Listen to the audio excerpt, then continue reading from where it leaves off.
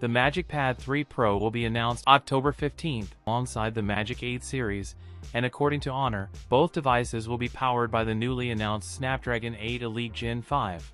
The magicpad 3 Pro is being touted as the world's first tablet powered by the Snapdragon 8 Elite Gen 5. It will also integrate Honor's in-house E2 energy efficiency chip for power management. The magicpad 3 Pro will be available in 3 colors: Starry Gray, Floating Light Gold, and Moonshadow White. The magicpad 3 Pro will not only look like the non-Pro model, but it will also share some of its specs. The magicpad 3 Pro will come with a 13.3-inch LCD display that will offer a refresh rate of 165 Hz. The Honor magicpad 3 Pro is rumored to pack a 12,450 mAh battery and run Magic OS 10 out of the box. That's it for today's video.